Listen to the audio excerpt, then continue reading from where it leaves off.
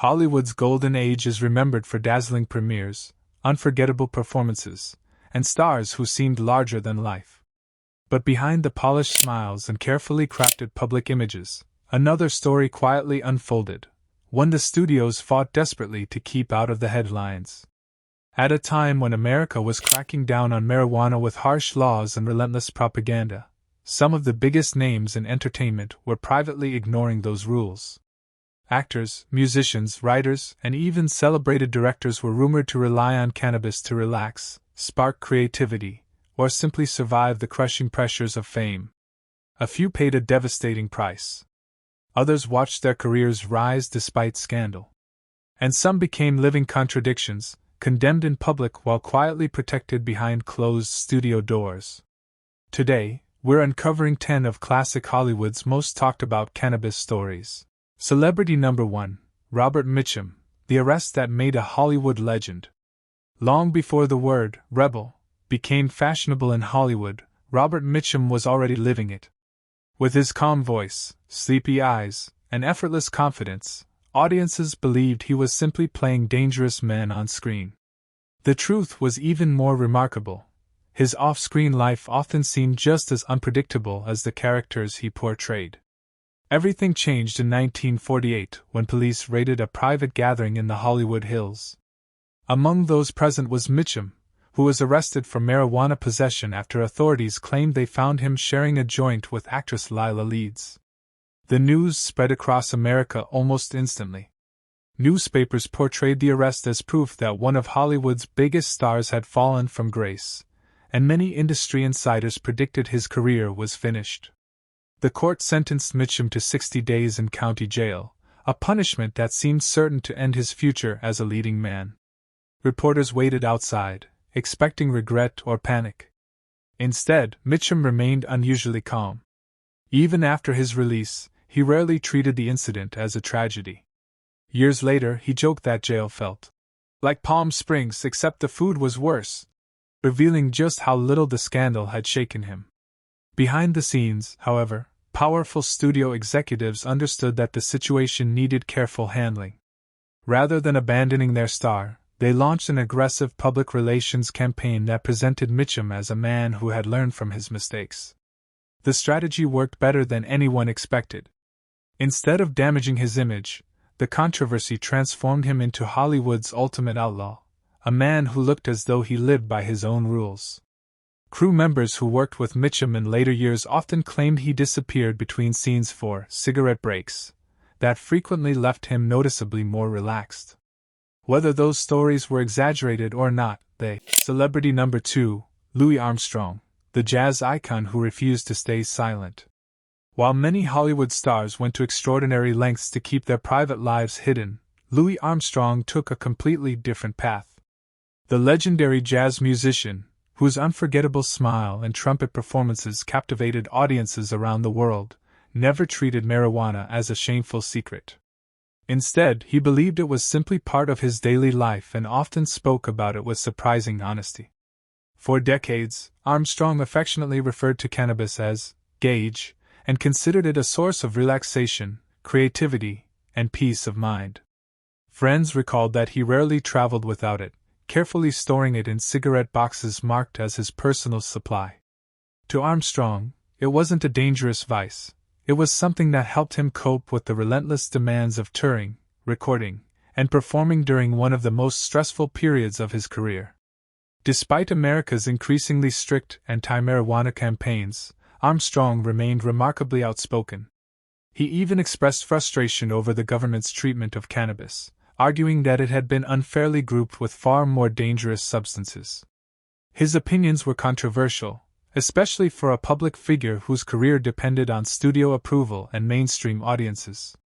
Those who worked alongside Armstrong often noticed that he appeared exceptionally calm before recording sessions and film appearances. While others struggled with stage fright, he seemed capable of walking into the studio with complete confidence before delivering performances that would become timeless classics. To him, cannabis wasn't an obstacle to creativity. It was part of the rhythm that allowed him to perform at his best. But Armstrong's openness also carried risks. Celebrity number 3, Tallulah Bankhead, Hollywood's fearless rule breaker. If Hollywood studios valued discipline, elegance, and carefully managed reputations, Tallulah Bankhead represented the complete opposite. Brilliant, unpredictable, and unapologetically outspoken, she built a reputation that made executives nervous long before cameras even started rolling. Her talent was undeniable, but so was her refusal to live by anyone else's rules. Unlike many stars who kept their personal habits hidden, Bankhead rarely seemed concerned about rumors surrounding her lifestyle. Stories of lavish parties, outrageous jokes, and unconventional behavior followed her everywhere. Among Hollywood insiders, whispers about her cannabis use became almost as legendary as her performances. During the production of Alfred Hitchcock's Lifeboat, crew members reportedly noticed dramatic shifts in her mood and energy. Some claimed she occasionally arrived on set unusually relaxed, forcing scenes to be repeated when her timing didn't match the director's expectations. Hitchcock, famous for demanding absolute control over every detail, was said to be deeply frustrated. Yet replacing a star of Bankhead's stature wasn't a realistic option, so production continued despite the tension. Off the set, her home became one of Hollywood's most talked-about gathering places. Actors, writers, musicians, and socialites reportedly filled her parties, where the atmosphere was far removed from the carefully polished world the studios presented to the public. Over time, these gatherings became surrounded by myth, with guests later recalling evenings that felt more like unforgettable adventures than ordinary Hollywood celebrations. What truly separated Bankhead from many of her contemporaries was her attitude. While others denied rumors or issued carefully crafted public statements, she often answered criticism with humor and sarcasm.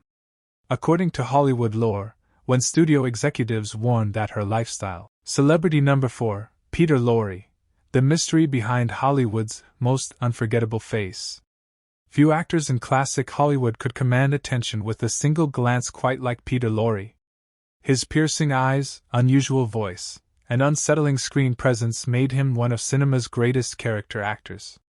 Whether playing a criminal, a nervous informant, or a mysterious stranger, Lorre had an uncanny ability to make every scene feel unpredictable. But away from the cameras, another story quietly shaped his legendary career. According to longtime colleagues and Hollywood insiders, Lorre initially turned to marijuana while dealing with chronic pain from ongoing health problems. What reportedly began as an occasional escape gradually became part of his daily routine.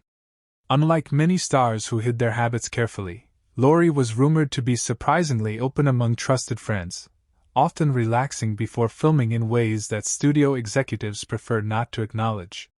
As the story spread, many people began connecting his unusual acting style to his private lifestyle. His slow, deliberate speech, perfectly timed pauses, and sudden flashes of nervous intensity became his trademark. Some directors believed these qualities made his performances unforgettable, while others quietly adjusted filming schedules to capture him when he was at his creative best. During productions such as The Maltese Falcon, crew members later recalled that Lorre often appeared remarkably calm moments before filming some of his most memorable scenes. Director John Huston reportedly focused less on changing the actor's natural rhythm and more on using it to strengthen the character. Instead of fighting Lorre's unique style, he allowed it to become part of the performance, and audiences loved the result. Not everyone inside the studios approved. Executives worried that if Lorre's personal habits became public knowledge, they could trigger another damaging scandal. Celebrity number 5, Veronica Lake, the glamour icon whose private struggles shadowed her fame. At the height of the 1940s, Veronica Lake was one of Hollywood's brightest stars. Her signature peekaboo hairstyle became a worldwide trend, her films packed theaters, and her mysterious beauty made her one of Paramount's most valuable actresses. To the public, she seemed to have everything. Behind the scenes, however, maintaining that flawless image became an increasingly difficult battle. As production schedules grew more demanding, stories began circulating that Lake relied on marijuana to ease anxiety and cope with the pressure of constant filming. While the studios worked tirelessly to preserve her glamorous reputation, crew members quietly noticed changes in her behavior. Some days she arrived focused and professional, on others, she seemed distant, distracted, or unusually relaxed, making directors wonder how best to keep productions on schedule. During the filming of Sullivan's Travels, rumors spread that director Preston Sturges adapted certain scenes to accommodate Lake's unpredictable energy rather than confronting her directly. According to people who later spoke about the production, he recognized that forcing the issue could create even greater delays. Instead, the crew learned to work around her changing moods, hoping to capture her strongest performances whenever they appeared. As concern grew inside Paramount, the studio reportedly assigned trusted personnel to remain close to Lake throughout filming. Officially, they were companions and assistants. Unofficially, many believed their real purpose was to help monitor her well-being and prevent personal struggles from disrupting expensive productions. It was a delicate balancing act, and for a time, it seemed to work. Eventually, however, the cracks became impossible to hide. During later projects, repeated production delays and concerns about her reliability began affecting the confidence that producers once. Celebrity number 6, Jack Kerouac, the writer who never fit Hollywood's rules. Before Jack Kerouac became one of the defining voices of the Beat generation, he briefly stepped into Hollywood hoping to earn a living by working on film scripts. The studios expected polished dialogue and predictable stories. Kerouac had something entirely different in mind. His imagination moved too fast, his ideas challenged convention, and his creative process often clashed with the rigid structure of the studio system. According to stories shared by people who knew him, Kerouac believed marijuana helped him think more freely. He reportedly spent long nights revising scripts, allowing ideas to flow without worrying about traditional storytelling rules. While studio executives wanted safe, formulaic screenplays, Kerouac experimented with a style that felt spontaneous, rhythmic, and deeply personal, qualities that would later define his literary career. His unconventional habits quickly drew attention. Hollywood in the 1950s prized discipline and strict professionalism, leaving little room for someone who openly rejected authority. One of the most famous stories from this period claims that an MGM executive discovered Kerouac smoking on studio property. Instead of apologizing or trying to explain himself, the young writer reportedly remained completely calm, refusing to be intimidated. Whether every detail of the tale is accurate or not, it perfectly captures the rebellious image that would later surround him. Kerouac's Hollywood experiment ended almost as quickly as it began, but the experience left a lasting mark. Disappointed by what he saw as an industry obsessed with commercial formulas, he turned his energy toward writing novels that ignored traditional rules. Not long afterward, On the Road transformed him into the voice of a generation and helped launch the Beat movement, inspiring countless writers, musicians, and filmmakers. Celebrity number 7, Billie Holiday, a legend caught between fame and injustice. Billie Holiday possessed a voice unlike any other. Every note she sang carried raw emotion, turning heartbreak into art and leaving audiences spellbound. By the time Hollywood sought her talent for films and soundtrack recordings, she had already become one of America's greatest jazz performers. Yet behind the applause was a life marked by relentless pressure, personal struggles, and constant scrutiny. According to accounts from musicians and colleagues, Holiday sometimes used marijuana to calm her nerves before important recording sessions. Those who worked beside her often remarked on her remarkable ability to step into the studio after moments of quiet preparation and deliver performances that required little or no retakes.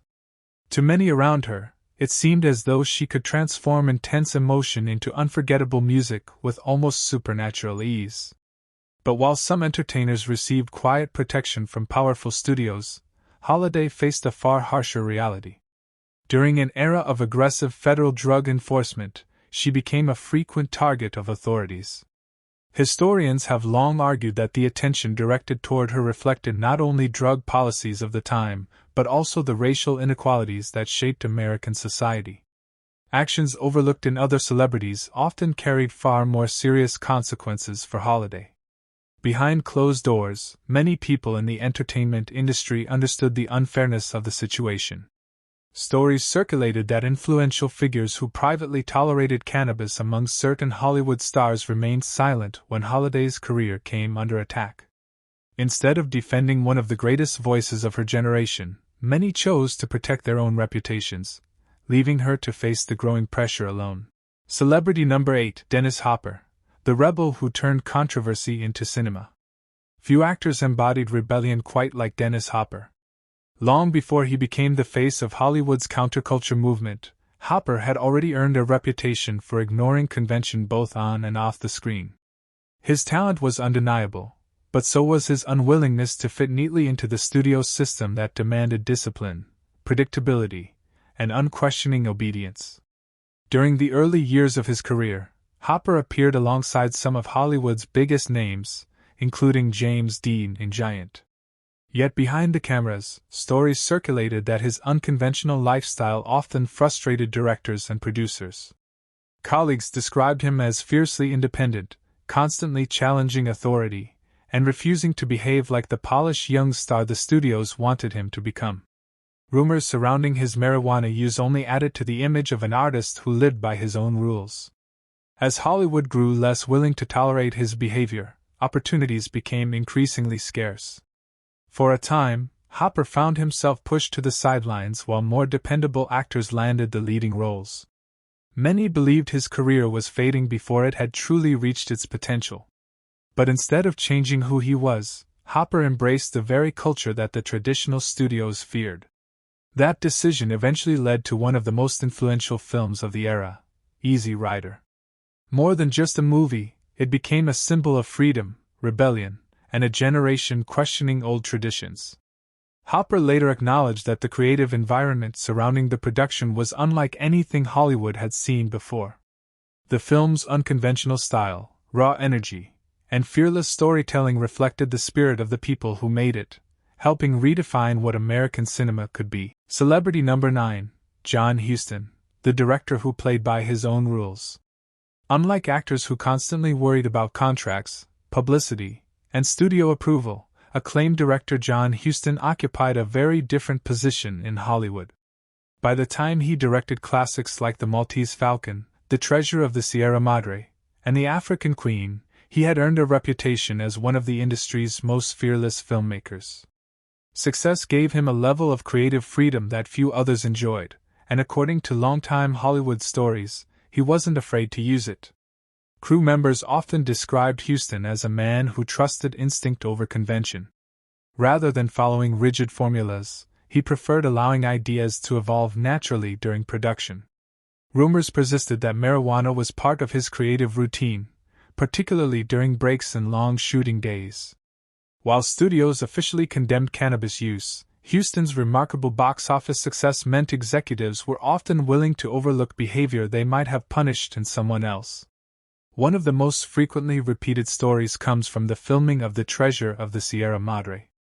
Working in the rugged landscapes of Mexico, far from the constant supervision of Hollywood executives, Huston reportedly created an unusually relaxed atmosphere on set. Cast and crew later recalled a production where improvisation was encouraged and spontaneous ideas often found their way into the final film. Whether every rumor was true or not, the set developed a legendary reputation that only grew with time. Screenwriters who collaborated with Huston also spoke about his unpredictable creative process. They described moments when he would stare silently at a script for several minutes before suddenly crossing out entire scenes and replacing them with completely new ideas. Those rewrites occasionally frustrated everyone involved, but they also produced some of the memorable moments that helped define his films. Celebrity number 10, Tuesday Weld, the child star at the center of Hollywood's quietest secret. Our final story brings us to one of Hollywood's most gifted young actresses, Tuesday Weld. Long before she became known for her acclaimed performances in films like The Cincinnati Kid and Lord Love a Duck, Weld entered the entertainment industry as a teenager, growing up under the intense pressure of cameras, contracts, and constant public attention. While audiences admired her natural talent, few realized how much strain existed behind the scenes. According to stories shared by people who worked during that era, Weld reportedly developed a reputation for using marijuana at a remarkably young age. Rather than confronting the issue directly, some studio executives allegedly chose a different approach. Their priority wasn't necessarily to stop the behavior. it was to keep productions running smoothly and prevent damaging headlines from reaching the public. Hollywood insiders later claimed that directors carefully organized filming schedules around Weld's condition. Emotionally demanding scenes were often planned for times when she appeared most focused, while less challenging shots could be completed later in the day. Whether these accounts have been exaggerated over the years or not, they illustrate how determined the studio system was to protect valuable stars instead of openly addressing personal struggles. Veteran performers who worked alongside Weld frequently commented on her unusual screen presence. She possessed a quiet vulnerability that made her performances feel deeply authentic, capturing emotions with remarkable subtlety. Some believe that quality came purely from her natural ability, while others speculated that her personal battles added an extra layer of realism to the characters she portrayed. Looking back, many historians argue that Weld's story raises difficult questions about Hollywood during its golden age. Young performers often worked in an environment